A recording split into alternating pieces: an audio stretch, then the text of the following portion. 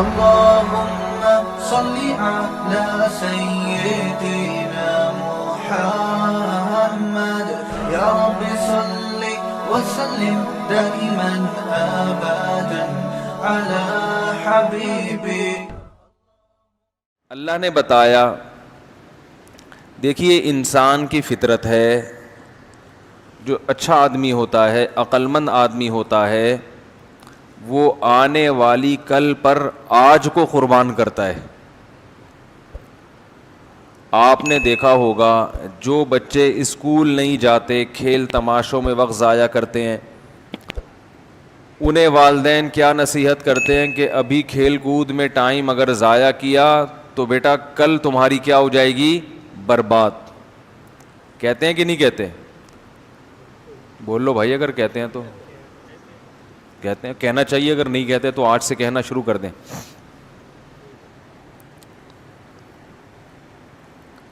جو سارے پیسے خرچ کر رہا ہو، جتنی ارننگ ہے اڑا دیتا ہو، تو لوگ اسے کہتے ہیں بھائی کل کے لیے کچھ بچا کے بھی رکھو. کل اگر جاب لیس ہو گئے، کل اگر کوئی بڑا خرچہ آ گیا، کوئی بیماری آ گئی، کوئی مصیبت آ گئی، تو تمہارے پاس تو کچھ ہے نہیں، کیا بھیک مانگو گے لوگوں سے؟ تو ٹھیک ہے، اچھا کھاؤ، اچھا پہنو، لیکن تھوڑا سا کچھ کل کے لیے بول لینا بھائی، بچا کے رکھو. مجھے پتہ ہے جون کا مہینہ ہے 2019، گرمی بہت شدید پڑ رہی ہے کراچی میں. گرمی پنجاب میں بھی پڑتی ہے، لیکن یہ کوفت نہیں ہوتی جیسے یہاں کی گرمی میں. عجیب سا حساب کتاب ہے. 2-4 حضرات نے اے سی کے لارے رپے دیے تھے، اس کے بعد مارکیٹ سے شارٹ ہو گئے وہ لوگ. 2-4 حضرات تھے جنہوں نے کہا تھا ہم آپ مسجد میں اے سی لگوا رہے ہیں، اس کے بعد سے وہ مارکیٹ میں شارٹ. دعا کریں اللہ ان کو مارکیٹ میں دوبارہ آنے کی توفیق عطا فرمائے. ٹھیک ہے، یہ چندے کا جدید اسٹائل ہے. ورنہ مولوی لوگ چندہ مانگتے ہیں تو لوگ بولتے ہیں یار یہ ہر وقت چندے مانگتے رہتے ہیں. تو اب مانگنا تو ضرورت ہے نا چندہ. مساجد کے جو مصارف ہیں وہ تو چندے سے ہی پورے ہوتے ہیں، گورنمنٹ تھوڑی پیسے دیتی ہے. تو ہم نے اس اسٹائل میں چندہ مانگا ہے کہ چندہ بھی مانگ لیا اور آپ کو پتہ بھی نہیں چلا، کیونکہ وہ پرانے والے مارکیٹ میں نہیں آئے تو بہت سے نئے لوگ آ جائیں گے جن کو اندازہ ہوگا اچھا مسجد میں اے سی کی ضرورت ہے ماشاءاللہ. تو یہ ایک اسٹائل ہوتا ہے. تو خیر میں یہ عرض کر رہا تھا کہ اگر کوئی شخص سارے پیسے اڑا دیتا ہو تو لوگ اسے کہتے ہیں کہ بھائی کل کے لیے کچھ بچا کے رکھو.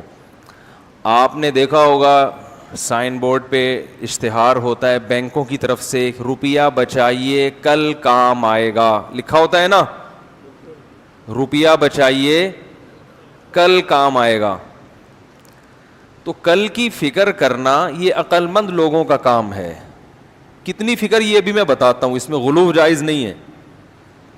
صحت کے حوالے سے بھی لوگ بات کرتے ہیں کہ بھائی ابھی تو کھا رہے ہو، برگر بھی کھا رہے ہو، پیپسی بھی پی رہے ہو، کوفتے بھی کھا رہے ہو، سب کچھ کھا رہے ہو، لیکن بیٹا کل یہ نکلے گا سارا، ابھی سے احتیاط کرو. کہتے ہیں نا بچوں کو کہا جاتا ہے دیسی گھی کھایا کرو، اس لیے کہ آج اگر گھی کھا کے جوان ہوئے تو کل بڑھاپے میں یہ گھی کیا ہوگا؟ کام آئے گا. ابھی اسے ڈالڈے پہ پلے تو بڑھاپا کیسے گزرے گا؟ کیا خیال ہے بھائی؟ ہمارے ایک دوست ہے قبلہ حکیم، اللہ تعالیٰ ان کی مغفرت فرمائے، اگر انتقال ہو گیا. دوست تو نہیں، عمر میں زیادہ تھے لیکن محلے میں رہتے تھے، حکیم تھے، بڑی باتیں کرتے تھے وہ.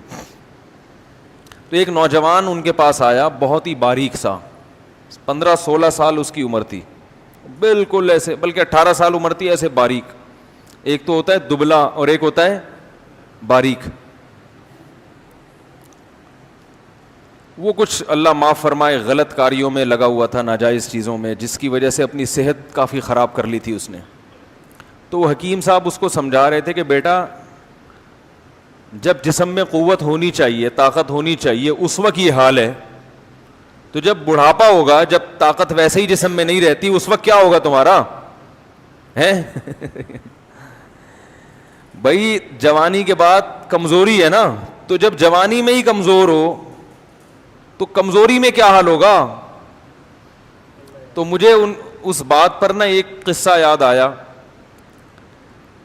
کہ ایک صاحب نے ایک دوا ایجاد کی اور اشتہار کے لیے نا مشہور کرنے کے لیے یہ میسج چلایا کہ ایسی دوا ہے کہ بڑھاپا کبھی نہیں آئے گا.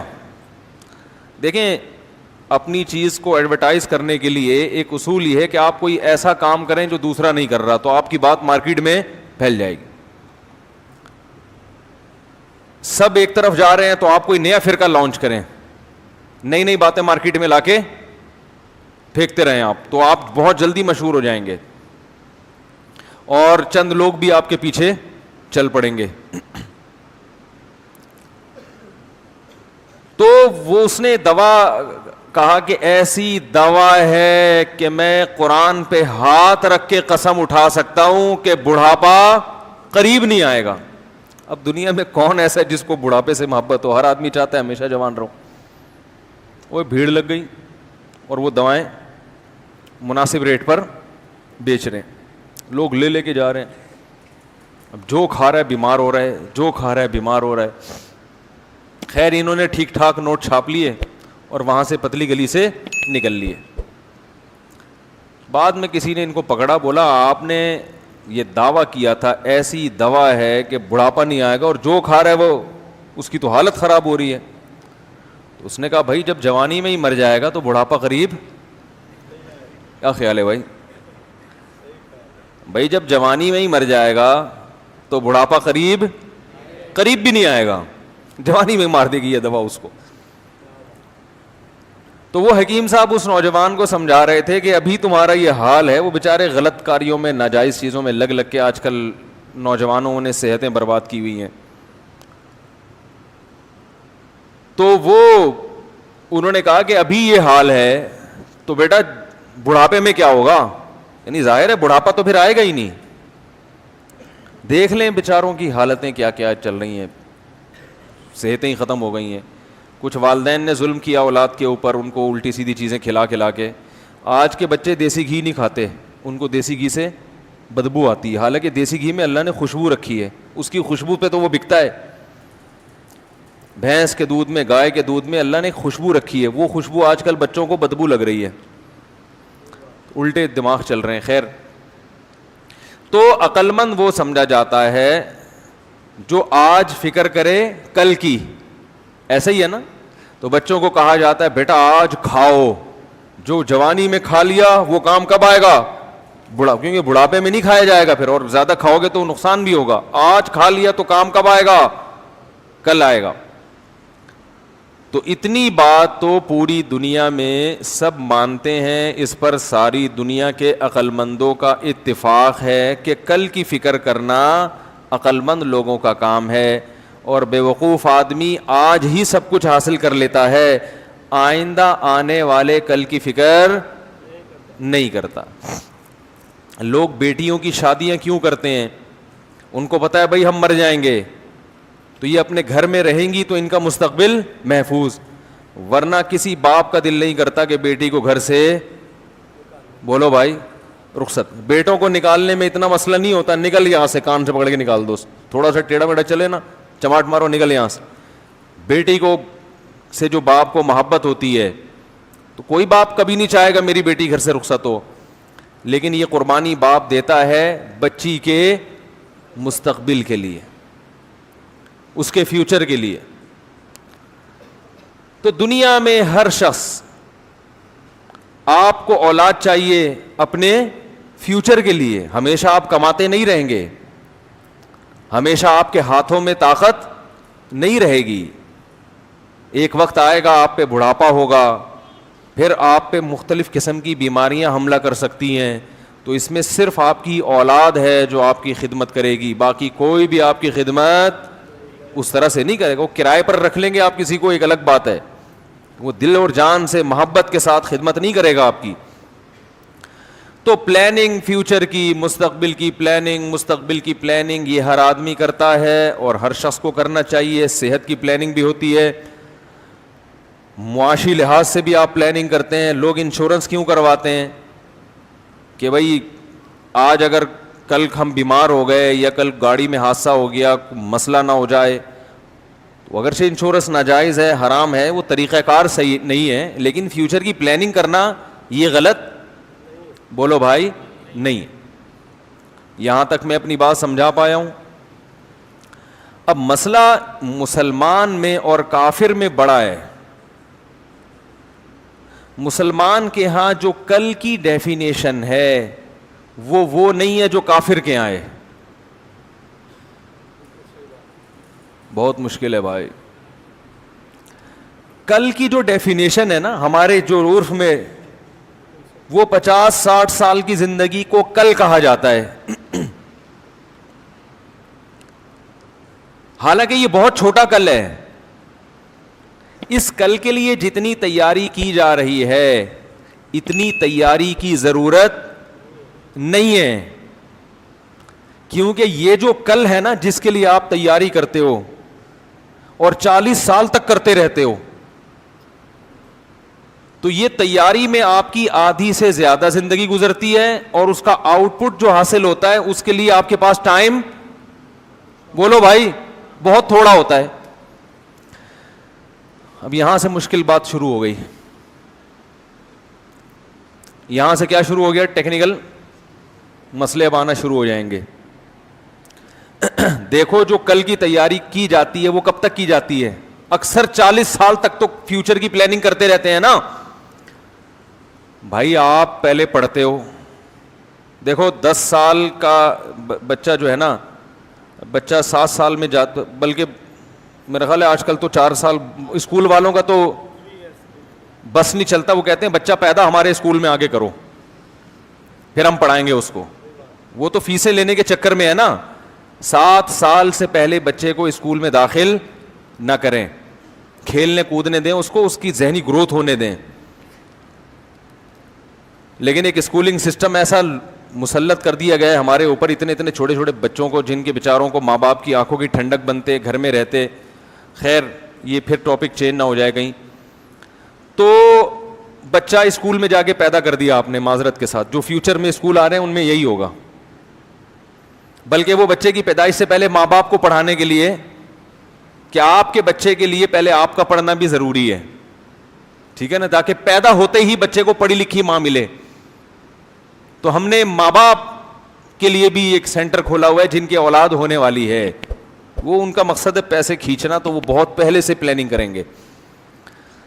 تو بچے کی پلاننگ, جو دنیا کی پلاننگ ہے, وہ شروع ہو جاتی ہے 3-4 سال میں. آپ اس کا اسکول میں ایڈمیشن کرا دیتے ہو, اور بھاری بھرکم فیسیں دینا, بھائی بولنے پر کوئی پابندی نہیں ہے, بھاری بھرکم فیسیں دینا شروع کر دیتے ہیں آپ. یہ فیوچر کی کیا ہو رہی ہے؟ پلاننگ. پھر بچہ جناب 15 سال میں میٹرک کرتا ہے, اگر وہ انسان کا بچہ ہوگا, تمیز سے چلتا رہا ہوگا, ورنہ 20 سال لگا دے گا کمبخت سے میٹرک.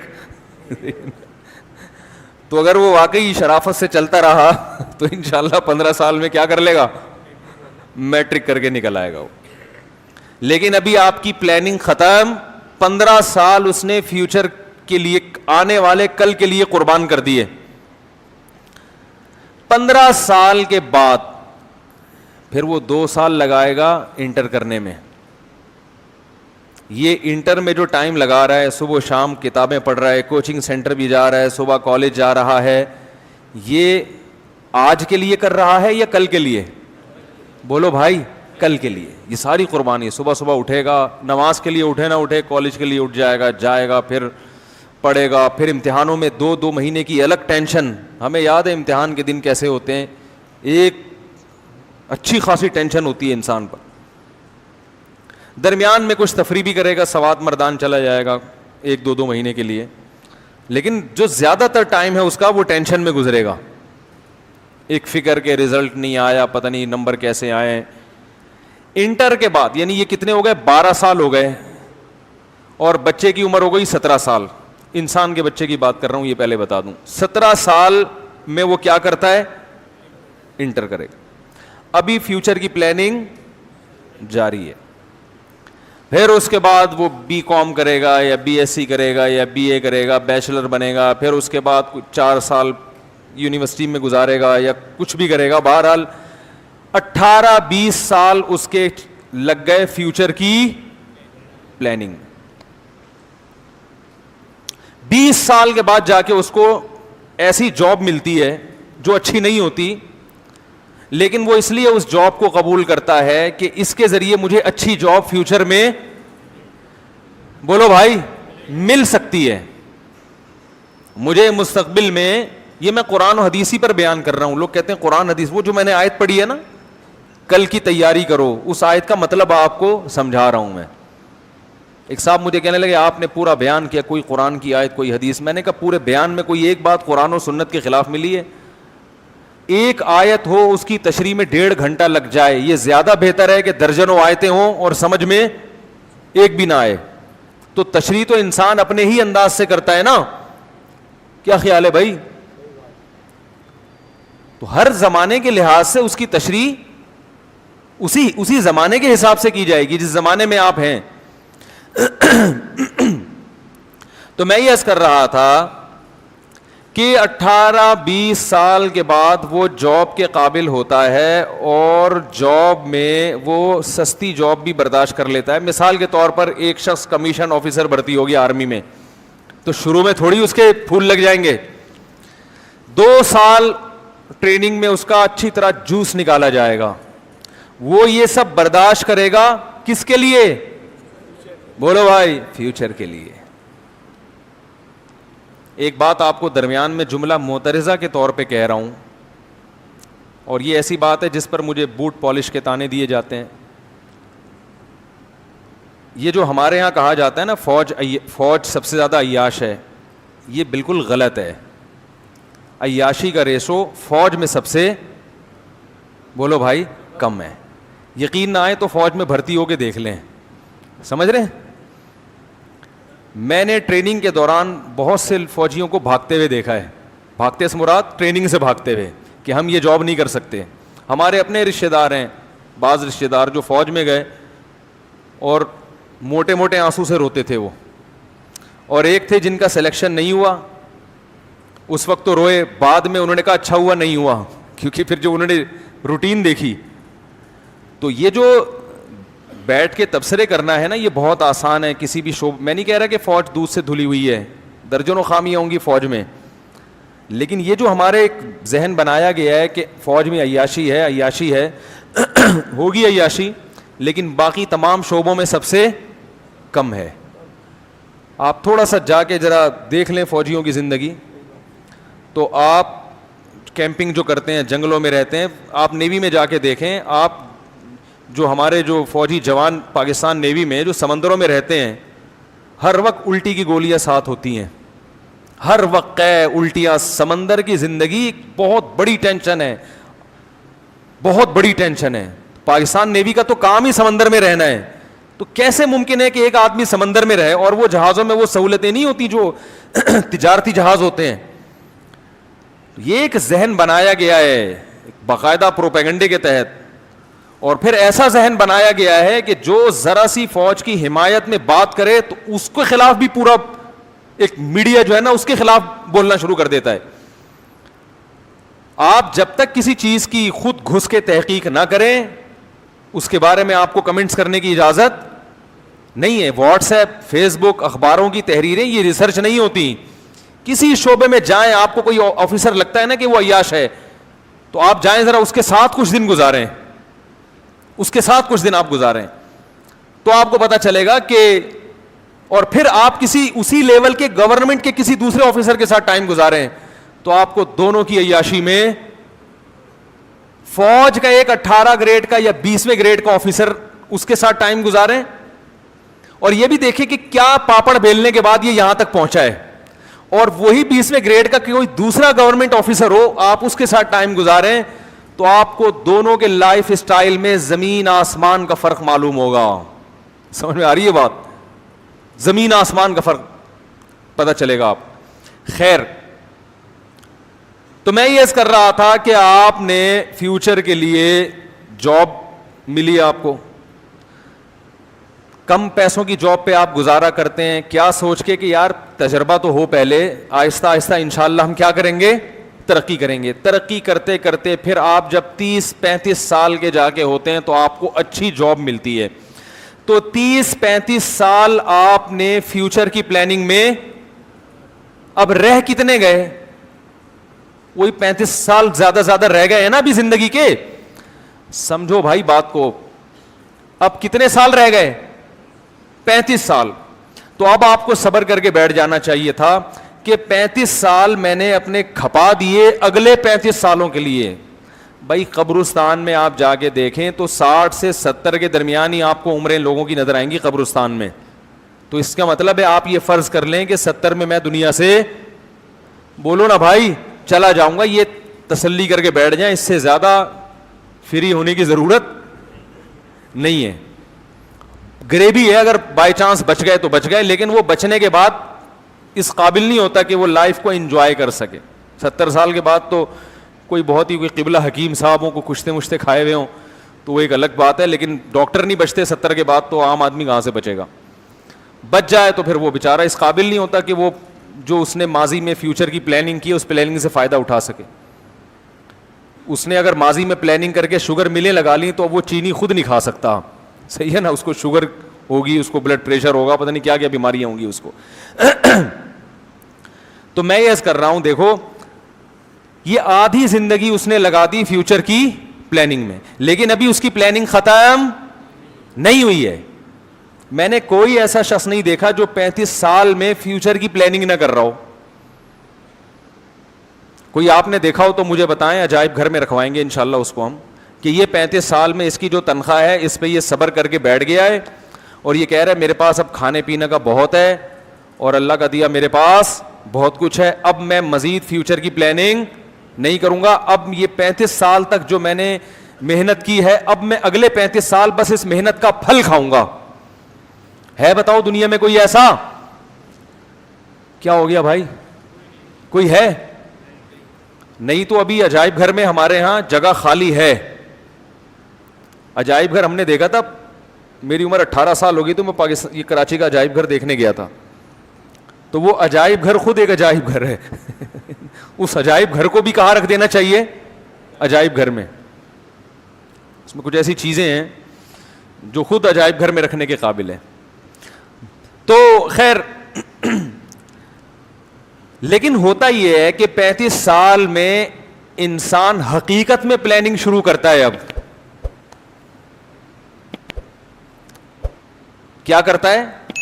اب تو وہ کہتا ہے اب میں نے کمانا شروع کیا ہے, اب میں مستقبل کے لیے بچانا شروع کروں گا.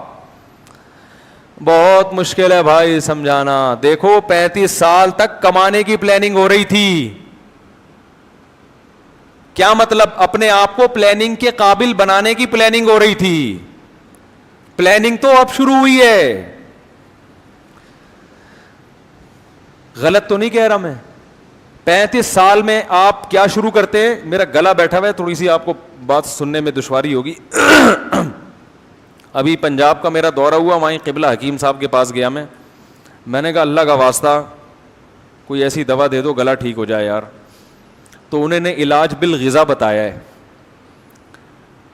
حکیموں کے پرہیز اللہ کی پناہ. 2 مہینے شوربے کے ساتھ روٹی کھائیں, چاول نہیں کھانے. چاول پہ پابندی, بڑے گوشت پہ پابندی, تیل والی چیزوں پہ پابندی, اور آلو پہ پابندی, اور دال ماش, دال چنا, بھنڈی, سب پابندی. میں نے کہا یہ بتا دیں کھانا کیا ہے بس. تو انہوں نے کہا بکرے کا گوشت یا دیسی مرغی شوربے میں, وہ بھی گوشت کو زیادہ فوکس نہیں کرنا, اس کا شوربے میں لال آٹے کی روٹی ڈبو کے کھانی ہے. تو ڈبو کے کھانے کا تو آپ کو پتہ ہے کہ کتنا مزہ ہے, اللہ نے وہ لطیفہ سناتا رہتا ہوں نا ڈبو کے کھانے کا. تو بس یہی کھانا ہے. تو اب وہ اب پنجاب کا دورہ تھا, وہاں لوگ دعوتیں کرتے ہیں. اب ان کو بول رہے ہیں بھائی وہ حکیم نے کہا 2 مہینے پرہیز کرو گلا ٹھیک ہو جائے گا انشاءاللہ.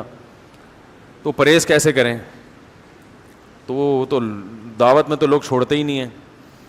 تو دعا کریں. اب 2 مہینے پرہیز کا ارادہ کیا ہے, دہی نہیں کھانا.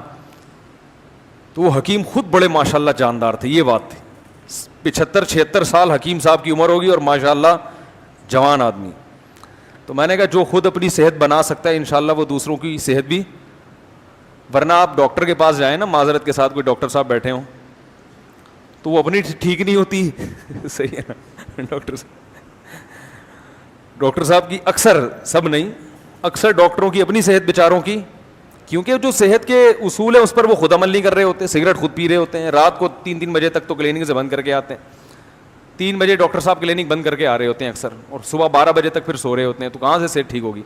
خیر, تو آپ دعا کریں میرا گلا ٹھیک ہو جائے, میرا تو سارا کام ہی گلے کا ہے. پورے رمضان میں میں نے اسی گلے کے ساتھ تراویح پڑھائی ہے, اسی گلے کے ساتھ 1.5 گھنٹہ بیانات کیے ہیں, تو بیٹھتا ہی جا رہا ہے, بیٹھتا ہی جا رہا ہے. تو بہت سارے علاج کیے, فائدہ نہیں ہو رہا. دعا کریں. اب یہ جو پرہیز 2 مہینے کا ہے, یہ بکرے, کل میں دیسی مرغا لینے گیا, کہیں سے مل ہی نہیں رہا دیسی مرغا, تو وہ پھر پتہ چلا یہ دیسی بھی آج کل کیا آ رہے ہیں, اوپر سے یہ ہوتا ہے خالی, اندر سے اس کو وہی فیڈ کھلائی جا رہی ہے. خیر, اب کوئی ایسا نہ ہو ہدیے میں دیسی مرغے لا کے رکھ دے گھر میں, الحمدللہ اللہ کا دیا بہت کچھ ہے, مل جائے گا کہیں نہ کہیں سے. تو میں یہ عرض کر رہا ہوں کہ 35 سال پلاننگ کے قابل بناتا ہے اپنے آپ کو انسان, اور اس کے بعد پھر اصل پلاننگ تو اب شروع ہوتی ہے. بحریہ ٹاؤن میں پلاٹ لینے, یہ بھی انسان کے بچے کی بات کر رہا ہوں میں, پہلے بتا دیا. اگر صحیح طرح سے پڑھا ہو, اسکول گیا ہو, ٹائم پہ کالج گیا ہو, امتحان تیاری کر کے دیے ہوں, بالکل صحیح ایکوریٹ زندگی گزار رہا ہو, بالکل پرفیکٹ لائف ہو, تو وہ پھر 35 سال میں انسان کا بچہ بن جاتا ہے.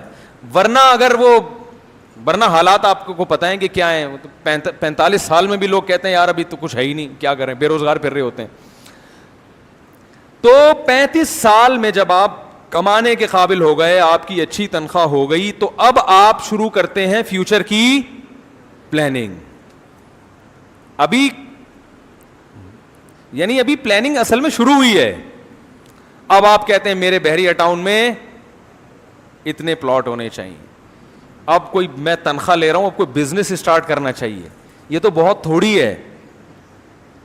پھر آپ پلاننگ کرتے کرتے کرتے کرتے اسی دوران بچے بھی ہو رہے ہیں, تو اپنی پلاننگ کے ساتھ بچوں کی بھی, کیا خیال ہے بھائی, بچوں کی بھی شروع, بچوں کا اسکول, فیسیں, وہ ساری حساب کتاب مر جاتا ہے. لیکن معذرت کے ساتھ کمبخت کی پلاننگ ختم, بولو بھائی, نہیں ہوتی.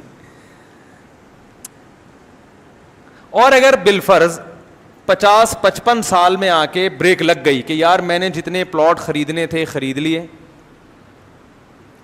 بچوں کو پڑھانا تھا پڑھا دیا, ذاتی مکان خریدنا تھا خرید لیا, سارے کام میرے ہو گئے, اب میں ہنسی خوشی زندگی گزاروں گا, تو فرشتے آ کے بزبان حال کہہ رہے ہوتے ہیں کہ 50 سال تو تیری عمر اسی میں لگ گئی, اب ہنسی خوشی زندگی گزارنے کے لیے زندگی ہی نہیں بچی ہے. ہنسی خوشی کہاں سے لگائے گا اس میں بھائی؟ پہلے کوئی جوہر تو ہو, وہ کسی صفت کے ساتھ متصف ہوتا ہے نا.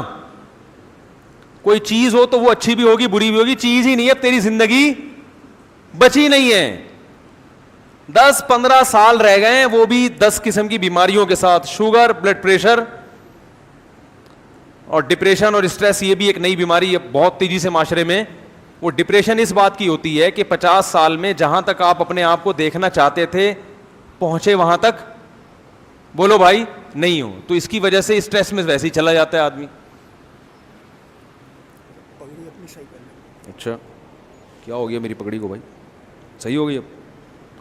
تو اس کی وجہ سے ویسے ہی انسان کہاں چلا جاتا ہے, اسٹریس میں چلا جاتا ہے. اور درجنوں, پھر اولاد کے الگ مسائل, کوئی اولاد بگڑ گئی, وہ ساری پلاننگ کی واٹ لگا دیتی ہے. بگڑی ہوئی بیگم مل گئی, بد اخلاق عورت مل گئی, اس نے ساری پلاننگ کی, بولو بھائی, ایسی کی تیسی کر دی.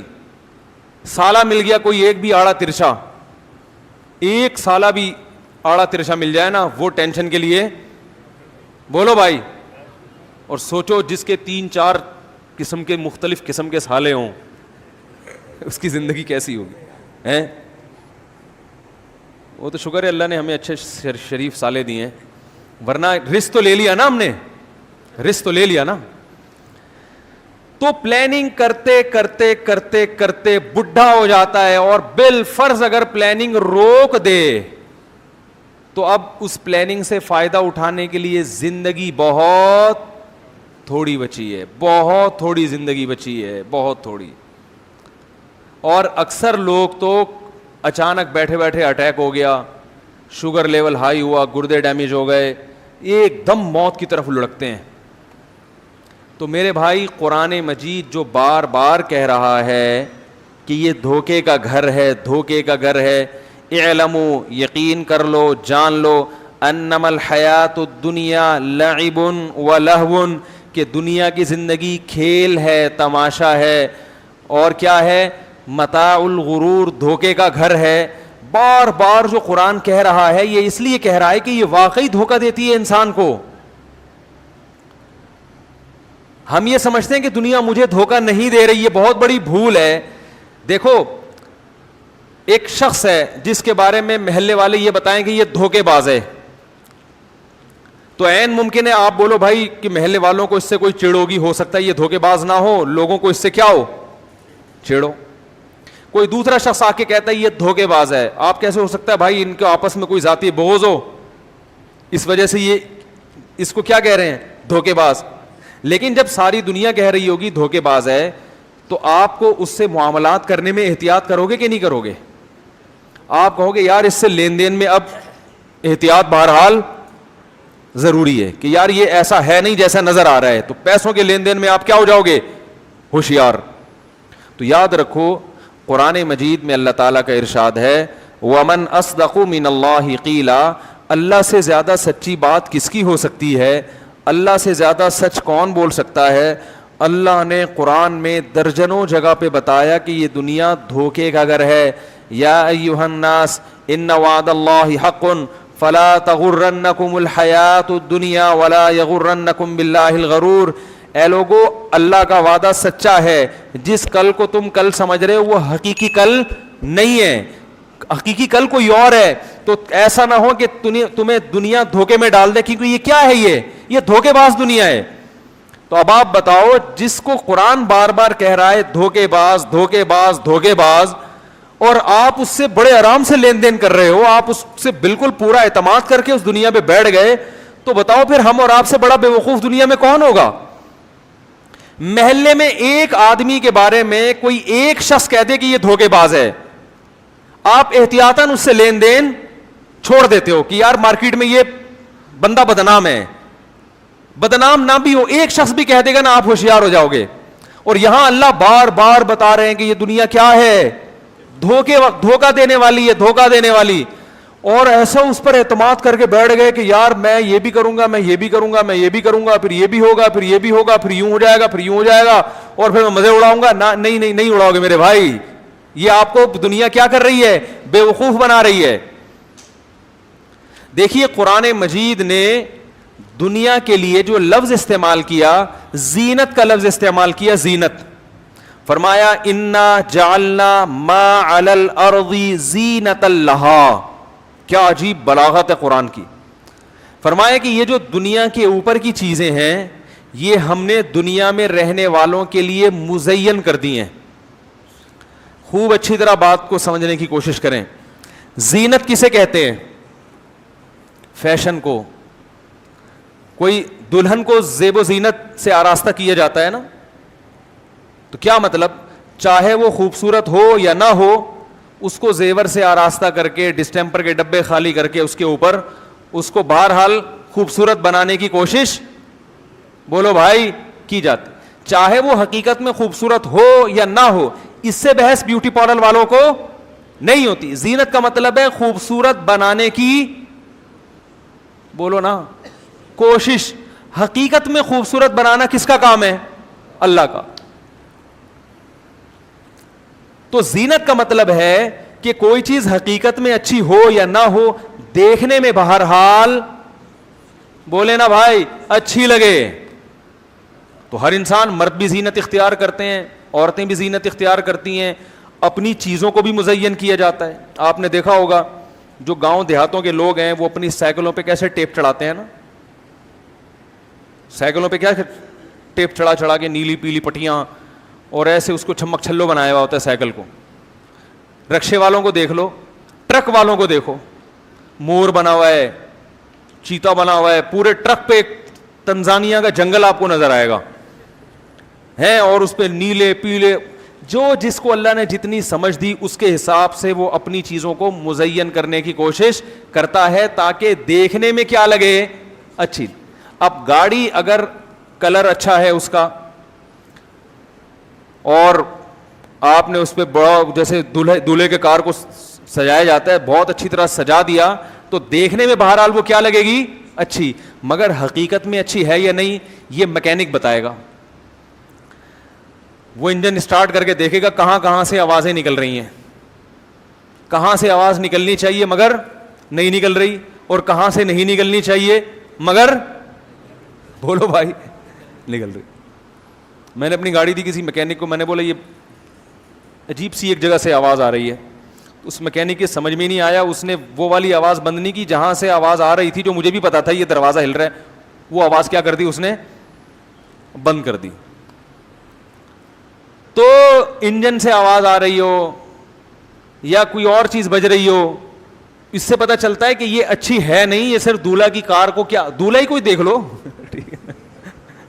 شیروانی پہنائی ہوئی ہے, پھول ڈالے ہوئے ہیں گلے میں, اور بڑا بیوٹی پارلر سے تیزاب سے نہا کے آیا ہوا ہے ماشاءاللہ, سارے جراثیم بھی اس کے مر گئے, کیسا چمک رہا ہوتا ہے. لیکن کیا یہ اس کی علامت ہے کہ یہ دولہا واقعی اچھا ہے؟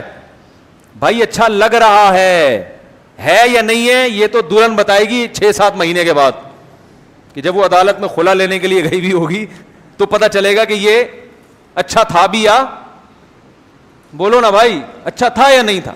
تو زینت کا مطلب ہوتا ہے کسی چیز کو آراستہ کر دینا.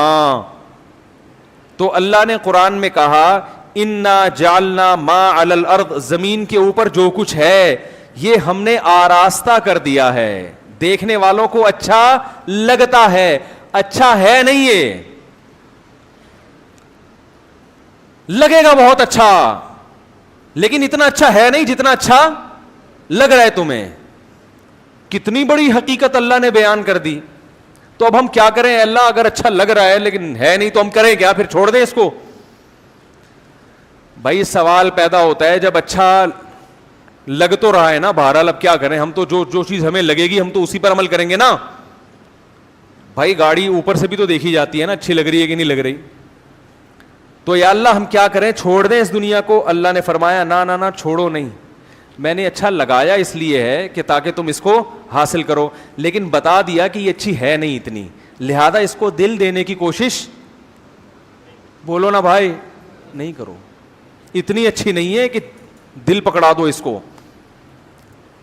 کوئی عورت بہت خوبصورت زیور پہن کے آئی, بڑا اچھا ڈسٹیمپر کیا اس نے. ڈسٹیمپر اس لیے کہ آج کل میک اپ نہیں ہوتا, میک اپ کے دور وہ پرانے زمانے کا زمانہ تھا جب میک اپ ہوتا تھا. اب ڈسٹیمپر کے پورے ڈبے خالی ہوتے ہیں, حقیقت بتا رہا ہوں. سنا ہے ہم نے, یہی ہے, میں نے کبھی بیوٹی پارلر جا کے دیکھا نہیں لیکن سنا ہے کہ بالکل کلر چینج ہو جاتا ہے. تو دولہے کے بھی ڈسٹیمپر لگ رہا ہے اب تو. بیوٹی پارلر میں دولہا جا رہا ہے, بلیک کلر کا دولہا وائٹ ہو کے نکل رہا ہے, حقیقت ہے. آپ دیکھو, آپ حیران یار تم تو اندھیرے میں نظر ہی نہیں آتے تھے ہیں, اب تم روشنی میں نظر نہیں آ رہے, اتنے وائٹ ہو گئے. تو وہ پتہ نہیں کیا کیا چیزیں آ گئی ہیں مارکیٹ میں, اللہ کی پناہ.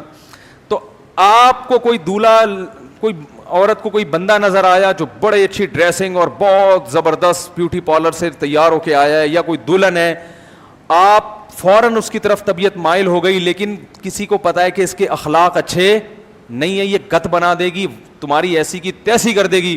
تو باپ اپنے بیٹے کو سمجھاتا ہے نا کہ بیٹا پہلے کیا دیکھنا چاہیے, اخلاق. اس کی شکل کو مت دیکھو, شکل کو مت دیکھو, یہ برباد کر دے گی.